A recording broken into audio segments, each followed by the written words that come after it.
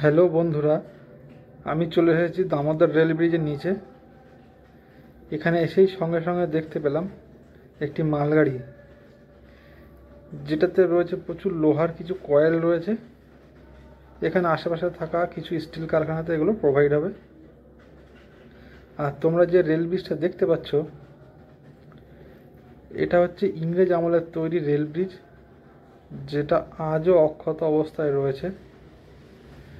আর এটা south eastern রেলের আন্ডারেই পড়ে এবং এটা হচ্ছে আদ্রা ডিভিশনের ভিতরে। তো এই রেল ব্রিজের উপর দিয়ে বিভিন্ন ধরনের ট্রেন যাওয়া আসা করে, যেমন কিছু লোকাল ট্রেন আছে, যেমন Purulia local, Adra local, Barabhum local. এছাড়াও কিছু এক্সপ্রেস ট্রেন চলে, যেমন দীঘা, হলদিয়া, তাম্বারাম, সাউথ বিহার, এর্নাকুলাম। বলতে বলতে একটি লোকাল ট্রেন চলে এসছে, এটা হচ্ছে আদ্রা লোকাল। এই লাইনে ট্রেন সংখ্যা খুব কম, অনেকটা সময় পর পর ট্রেন চলে। এরপর তোমাদেরকে দেখাবো ব্রিজের নিচে এবং তার আশেপাশের এলাকাগুলো।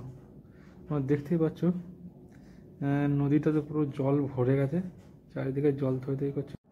এই প্রবাহমান নদীর অপরূপ দৃশ্য এবং নদীর ধারে বেড়ে ওঠা সবুজ গাছপালার প্রাকৃতিক সৌন্দর্য এক মনমুগ্ধকর পরিবেশ সৃষ্টি করেছে।